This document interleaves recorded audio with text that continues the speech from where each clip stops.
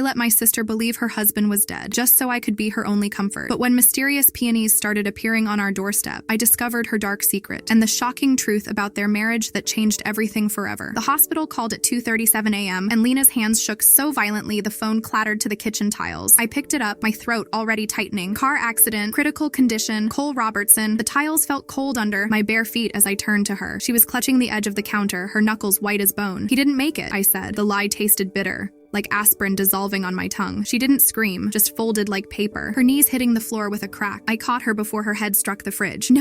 No, she kept repeating, her voice splintering. I held her there, her tears soaking through my sweatshirt, her nails digging into my arm, the smell of her lavender shampoo mixed with the sharp tang of bleach from the sink. This is how it should be, I thought. Just us. 3 hours earlier, I'd stood in the ER hallway. Cole's face was bandaged, one eye swollen shut. "Where's Lena?" he'd rasped. I told him she'd screamed, "I wish you were dead." When the cops called, his wedding ring clinked against the bed rail as he gripped it. "She said that?" I nodded, staring at the blood crusted under his nails. "She never wants to see you again." He left before dawn. For weeks, Lena moved like a ghost. She slept in my bed, her breath hitching in the dark. I made her tea with honey, the way Mom used to. "You're all I have now," she whispered once, her cheek pressed to mine. I hit her phone, deleted the voicemails. "Mara, tell her I'm alive." Cole's voice, frayed and desperate. My thumb hovered over block. Then the peonies started appearing. Crimson blooms on our doorstep every Friday. "Must be Mrs. Lowell next door," I said, tossing the first bouquet in the trash. But Lena kept them. Put them in Mom's old vase, their petals unfurled like fists, staining the air with sweetness. Last night, I heard scratching at the back window. Rain sluiced down the glass, distorting Cole's face into something monstrous. He mouthed, "Why?" through the storm. I closed the blinds. Lena stirred on the couch. "You cold?" I asked, tucking the blanket around her. Her engagement ring glinted in the TV light. This morning, I found her standing at the kitchen trash can. Her hair was matted, eyes bloodshot. In her hand, a crumpled receipt. "Room 214, the Harbor Inn, Cole Robertson." The tea kettle screamed. "You lied," she said. The receipt trembled in her grip, the numbers on the paper blurring under her stare. My reflection warped in the kettle's stainless steel surface, mouth half open, hands frozen mid-air. "Lena, let me explain." She flung the receipt at me. It fluttered to the floor like a dead leaf. "Explain what?" Her voice cracked, raw and jagged. "That you told me my husband was dead? That you hid him from me?" The microwave clock blinked 8:04 a.m. Behind her,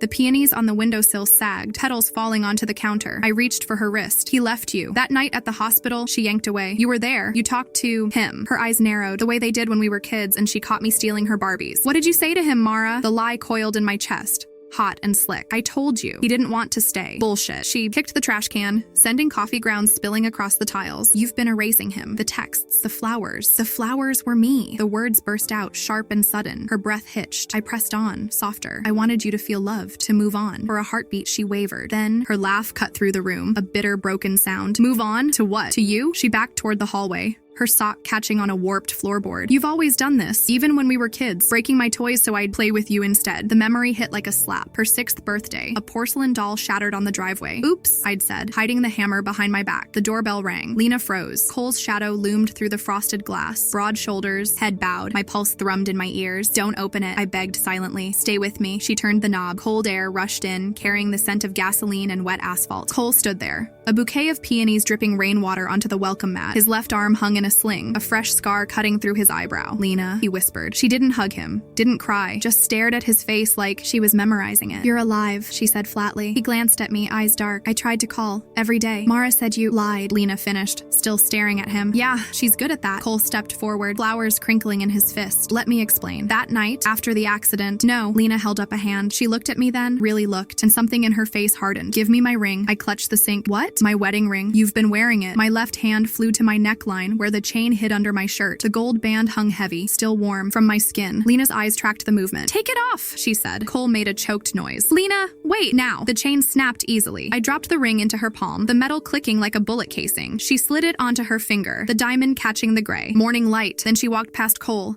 down the porch steps. "Lena!" I lunged after her, but Cole blocked the doorway. "Let her go," he said quietly. Through the rain, I watched her climb into his truck. The engine roared, tires spat, gravel. Cole lingered, his voice low. "I loved her first, Mara." The door slammed. The truck's taillights vanished through the rain, and the house exhaled. Silence pooled in the corners. I stared at the abandoned peonies on the counter, their petals bruised and brown at the edges. My reflection in the microwave door looked fractured, hair wild, eyes hollow. "This isn't how it ends," I told myself. Cole's truck was still there. I found the keys in the ignition, engine idling. The driver's seat was soaked, rainwater pooling in the footwell. His phone glowed on. The dash? A text notification lighting the screen. Unknown. 12:15 p.m. Did she buy it? The rain hissed against the windshield. I thumbed the phone open. No passcode. The message thread exploded. Cole, she's gone. Took the bait. Unknown. Good. Now finish it. Cole, what about Mara? Unknown. Same deal. Make it clean. Ice prickled my spine. The glove box hung open. Inside, a faded photo of Lena at a cafe, laughing with a man in a navy suit. Not Cole. The timestamp, June 14th, 2023. 2 days before their wedding. Footsteps crunched gravel behind me. Cole stood in the downpour, his sling gone, scar smudged with makeup. Looking for something? I gripped the photo. Who is he? He smirked. Insurance. The truck door slammed. Tires screeched. I stumbled back as the vehicle lurched toward me, mud spraying my legs. Cole leaned out the window, face twisted. Tell Lena I'll be dead for real this time. The phone buzzed in my hand. Unknown. Payment processed. Dispose of the evidence. Inside, I traced Lena's footsteps to her half-packed suitcase under the bed. Beneath her sweaters, a burner phone. 3 missed calls from blocked. The voicemail played. Lena, it's me. Change of plan. Mara's smarter than we thought. Stick to the script. Play the victim. Once the life insurance clears, we split it and disappear. Cole's voice. The peonies on the counter reeked of decay.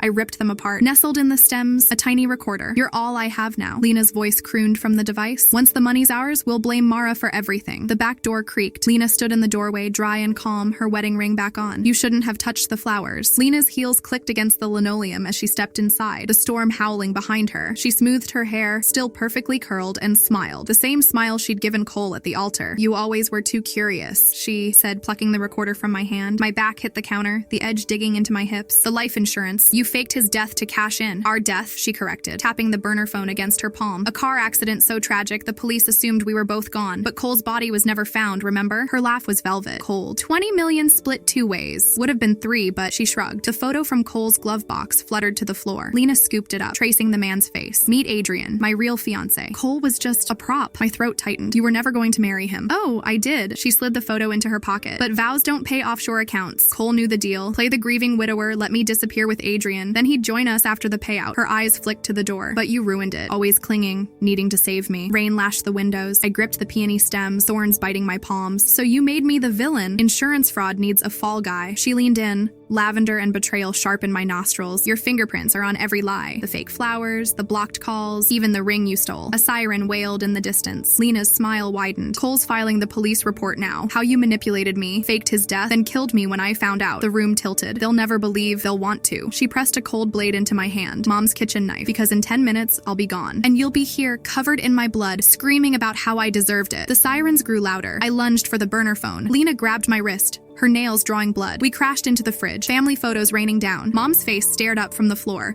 Her eyes faded in the Polaroid. Lena slammed my head against the oven door. Stars exploded. You lose, she hissed. A blade glinted between us. The knife trembled between us, our breaths sinking in ragged gasps. Lena's grip slipped on the hilt, her eyes flicking to the sirens flashing blue through the curtains. Now, I slammed her hand against the counter. The knife clattered away. You forgot something, I hissed, yanking the peonies from the vase. Thorns tore her cheek as I shoved the stems into her face. She screamed, stumbling into the fridge, the recorder still in my pocket. Still running, I hit play. 20 million split 2 ways. Lena's voice oozed from the speaker, crisp and damning, her blood drained. How? You taught me to always check the flowers. I backed toward the door, the recorder raised like a weapon. Cole's not coming, Lena. He's halfway to Mexico with Adrian's photo in his wallet. Her scream curdled. Liar! Tires screeched outside. Police radios crackled. Lena lunged for the knife, but I kicked it under the stove. They'll arrest you too! She spat. No. I tossed her the burner phone. Because you'll tell them everything. How you manipulated Cole, framed me, how Adrian's still out there with half your money. Footsteps pounded up the porch. Her laugh was hollow. Or I say you forced me. Who'll they believe? The unstable sister who faked a death? Or the widow? The door burst open. Officers flooded in, guns drawn. Lena crumpled, sobbing. She tried to kill me. She's obsessed. She made up all of it. I said nothing. Just pressed stop on the recorder and held it out. The lead officer took it, eyes narrowing as Lena's confession spilled anew. Handcuffs clicked. She thrashed, screaming about betrayal. Her perfect hair matted with peony petals. They let her out. Cole's truck was gone. In the silence, I picked up the photo of Adrian, flipped it over, property of Harbor Inn, room 214, the receipt from the trash, the same room where Cole hid. Under the bed, Lena's suitcase gaped open. Beneath the sweaters, a second burner phone.